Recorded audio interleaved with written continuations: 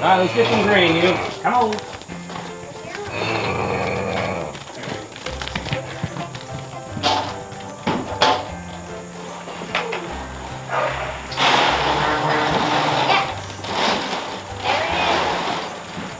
Hello everyone and welcome back to Welcome Grove Homestead. We are going to do some fencing today. And I know what you're thinking probably, fencing. David's really good at that. Maybe not, because the last couple fencing projects that we've done have not been booming successes. So really it's been the same project I guess a couple times. But today we're gonna start in an entirely different place on an entirely different project. And we are gonna try to put behind us a goat pasture together. Tonight we're just gonna get some posts put in. We're gonna cross our fingers and hope that we don't hit any of that rock that we did last time. Yeah. That's brutal. We're gonna use our T-post driver and see if it goes in. If it doesn't, we'll have to address that from there. But my greatest hope right now is that this pasture behind us that has been growing nice vegetation and grass and plants, that it'll be easy to drive some posts in. So let's see what we can get going, and then we'll see what else we got going on the plan for today. Yeah. All right, here we go. One of the things that we've done in preparation for this project, there's actually two, and I'll point them both out to you. If you look right here, we have a area that's been clearly clear cut. The grass is shorter there. That's what's actually going to be our fence line. And then over here, you can kind of see this area that is kind of low grass. That is there because Amanda, brilliant woman that she is, she decided to go out and look at the vegetation that was actually growing in this pasture and just make sure that it is in fact goat safe. Because we're about to put some boy goats out on a pasture and they eat just about anything, right? Or at least that's what we're led to believe. Sometimes they don't eat the things that we really want to.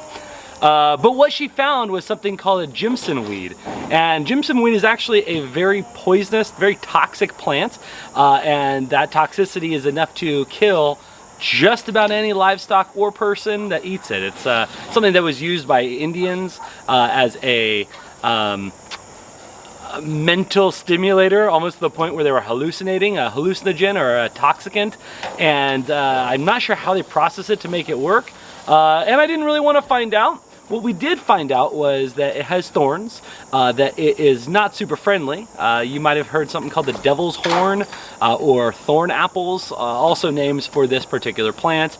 Anyway, that area right there is about 20 feet by 10 feet, maybe a little more of that just solid Jimson weed. So we had to clear that out last night before we could get going with our fencing. We just kind of figured it'd be easier to do all that before we have fence that we have to go through constantly. So anyway, now we are ready to put some posts in. And boys, you ready? Yeah. They say yes. We'll test their metal.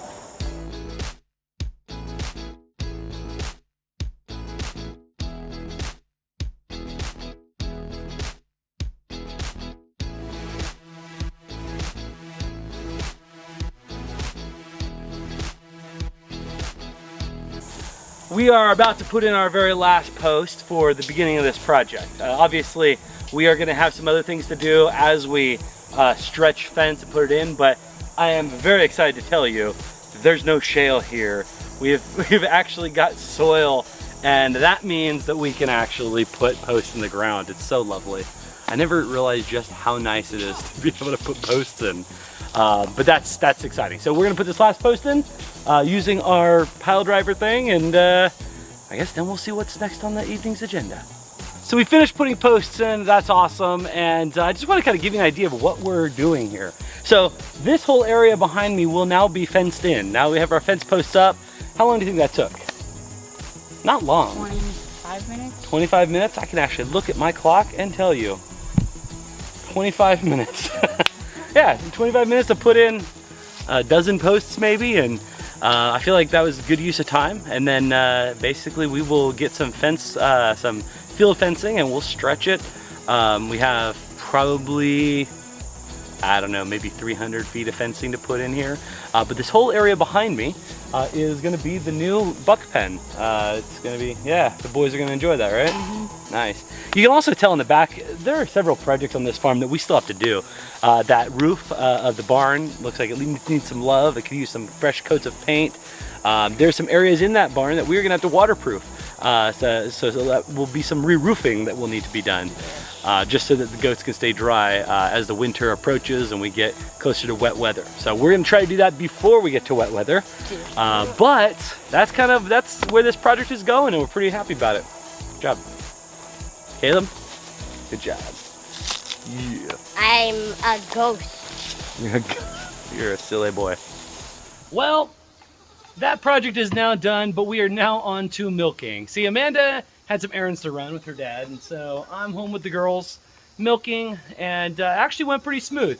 No complaints at all today. All the goats were in great moods, and I'm thrilled to say that now Amanda is finally home, just in time for me to finish up the milking, but she was carrying something. Planned it that way. Wasn't she? What were you carrying there, babe? I don't know what you're talking about.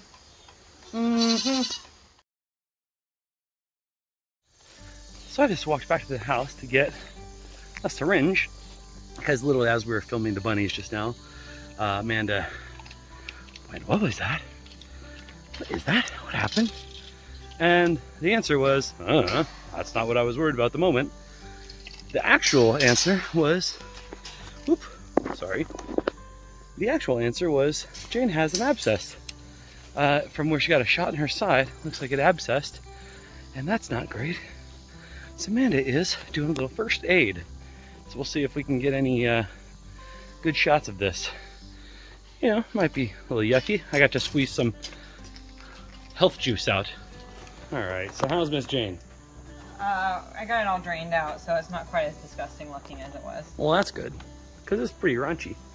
It was incredibly thick and gross. So, I do not claim credit on this abscess. Ooh, exciting. I did not give her the shot that caused this abscess. Oh, where'd you get it? She got it from when she was boarded. Oh, bummer. All right, so you're just gonna use some peroxide and flush it out? Yep. All right, if you're squeamish, look away. Well, it's just gonna be foamy. No, look at that hole. She's a giant There's hole. 2 holes, look. She managed That's a to big have... one. She might have pierced it on the fence or something. Well, and you know what? I tried to poke it because she's had a lump, and sometimes they just make a lump and they're just gonna have a lump forever. And I thought, it's a really big one, but I guess, like, because it's been since February was when she got the shot. Wow. And she's had the lump pretty much since we picked her up. So I actually poked it the other day with a needle. Nothing came out. I poked it with a scalpel and still didn't get anything, but apparently that scalpel cut gave it a path of least resistance to finally worked its way out. Work its way out. And it makes sense now that nothing came out in the syringe because it was so incredibly thick. There was like no liquid in it left. Yeah, when I squeezed it, I was like, oh. It's like cottage cheese. Really gross. I know, honey. This is gonna... Cottage cheese has been sit out to get, I don't need to describe this. You get the idea. Sorry, I know. That burns. I'm sorry. Isn't farm life fun? Yep. So when people get goats, is this something that they should like be prepared to do themselves, or would you call a vet for this, or does that just depend on your financial situation? You can call a vet, but honestly, it's easy enough to do at home. I've never had one get infected after it abscess. Like, it's pus, but... Can you describe what abscess is for those of us who are not veterinary technicians in spirit or education? Well, at least those holes are connected so it drains. I was a little worried they were 2 separate holes. Oh, good. So what is an abscess? So an abscess is like, we'll use this example where she had a vaccine and she had either a reaction or maybe the vaccine went between layers of skin instead of going all the way under the skin. But basically her body walled off that area and sent white blood cells in it. Sorry, baby, that hurts, I know. Sent white blood cells to fight the intrusion. But there's no escape for the intrusion to be out. So it just keeps building up those white blood cells, which is what pus is. Pus is dead white blood cells. So she ends up building up this collection of white blood cells, plus whatever is in there, whether it be the vaccine, whether it be a splinter can abscess, like anything that is in the body that the body doesn't want can become an abscess. So her body is anti-vax, basically. Kind of, I guess. Not saying that's good or bad. We're not taking a stance on vaccines. Her body is. That's about it. There are some brands that are apparently more susceptible to causing these abscesses than others. Brands of vaccine. Now, the peroxide flush is basically just to try and get any of the pus that's still in there out. And because it's so thick is why I'm flushing it a second time. Yeah, that was some pretty crazy cottage cheese. Oof. I know. I'm sorry. She says that hurts. But it's good that it's draining. Yep. She's like, all I wanted was a cookie, and now I'm getting this. Yeah, she fought her way in. She really wanted to be on the stand. We're not milking you, baby. Okay, you can come in and get some grain. Yeah. And that's when she was spotted. So what does this say about always having a constant set of eyes on your goats and stuff? Be aware of your animals. Be aware of their normal behavior. I mean, that was not like that this morning because she was on the stand this morning. And I have been checking this thing every day, and I thought surely it was an abscess and not just a lump because it started losing hair. So I remember you saying that the other day. I've been watching. You've been watching that for a while. Really close. And now it finally is draining. So I'm relieved on her behalf because I'm sure it was uncomfortable with all that pressure. All right, so let me ask you this. Under pressure, are we going to cull her from our goat program? No. A vaccine abscess is not going to affect her health long term. And we got to watch it really close now for flies. I know. I'm sorry. This PVC goat stand is doing its job. Those of you who are wondering, just what kind of equipment do you use for your milking and goat squeezing? Goat squeezing? Squeeze your goat. Squeeze your goat twice a day for best results. All right, you ready for a cookie? And then all will be forgiven, I'm sure. These are nothing but the finest animal crackers. Hey, they are organic animal crackers. Like I said, the finest. It's like, oh, I know this trick. I go to the door, and she gives me a cookie. Now I spin and run. Do I get another one? Good girl. Jane's like, I'm in! Betsy! Oh, Betsy! Sorry. Betsy says I'm in. Come on, get your grip. Where are you going? Where are you going? Hey. You know the routine. Do your twirl. She's like, you don't have food in there for me It's yet. not weird over here. I don't know what happened. The last goat was here, got squeezed. Hi, baby. Oh, yeah. From a Superman cup. So while Betsy's on the stand, tell me about the breeder you got, our new, I don't even know her name yet, our new rabbit from, and what was the flavor there? So I did go to their place. It was a much smaller property. It was very similar to what we used to be on, a small city plot. They have, all of their rabbits are actually in a building. They had I'll call it a barn, but it was kind of more like a shed. And they had stackable cages in there. So they do have a larger operation. They had multiple breeds. They had giant rabbits and lop-eared rabbits, and they had the standard Rex as well. And they did have like backyard chickens. They had a turkey. You know, they have a small operation like what we used to do. And that kind of thrills me to be able to support somebody's small city operation just like I used to do. Nice. So did you kind of want to get a Flemish Giant? I do not have an interest in Flemish Giants. Okay. Have you told everyone what you're actually raising? What are these things? The fluffy, beautiful... I have told them, but I can tell them again. These are standard Rex rabbits. They are a dual-purpose breed. I guess if you include pets, they would be a triple-purpose breed.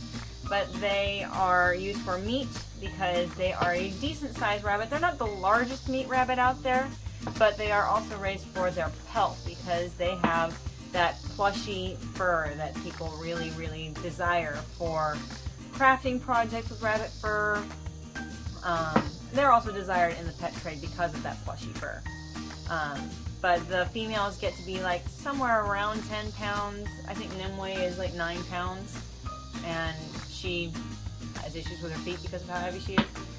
The new lady here is 1 year old, has never been bred, but she's like in the right age bracket as my other does. And so I won't have to sit around and wait for her to mature.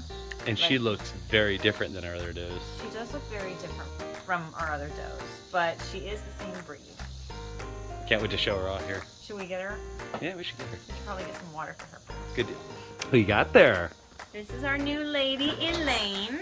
Elaine. Elaine. What kind of name is that for a King Arthur, a Camelot naming convention? So I did look up a list of female characters from King Arthur, and there was one name that stood out as being perfect for a white rabbit, because there is a character named Elaine the White. Elaine the White. And she is so fluffy. She's very pretty. Hey, baby. And she's got red eyes. Yeah, she does. Did Elaine the White have red eyes? I don't know. Well, now Probably she does. Hi, baby. Well, we will let you have some peace and quiet while you get settled. And we will keep everyone posted on your progress here. Welcome to the Welcome Grove Homestead. Elaine, what a pretty bunny. Those white eyes are absolutely freaky. But you're super sweet. Just don't bite me. That would really be funny. But totally unnecessary. You know, I've never been bitten by rabbits. Girl, you need to learn to relax. I'm really just not very gifted at it. Oh, I'm sorry. I didn't mean to wake you up. Get back to sleep, Maggie. That was about as darling as it gets.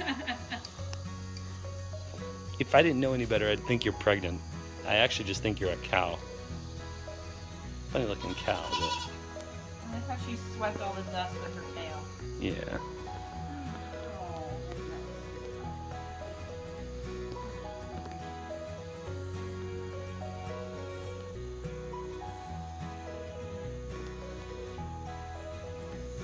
Well, you added another animal. I did. I managed it. I squeezed in one more. Okay, what's our rule? No more? No, it's not really the rule, but not so often. Yes. No, this was an interesting situation, but... The situation was, I can fit it in. Let's do it. No, the situation was I needed to replace a rabbit, but have one that was old enough to breed sooner than waiting for a baby to grow up.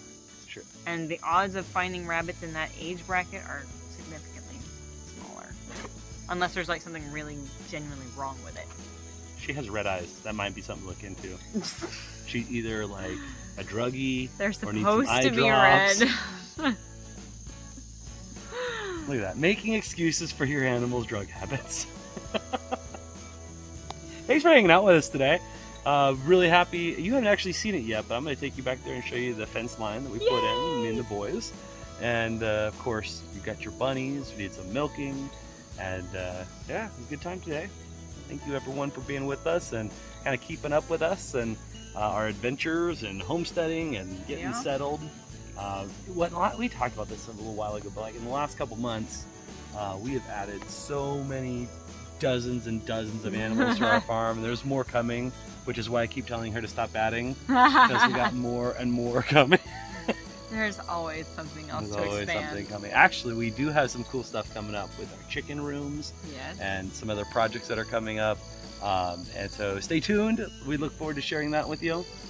And as always, this is your urban nerd. I'm not an urban. Urban? She's a nurbin. A nurbin nerd. I'm not an urban nerd anymore. I just can't get that out of my head.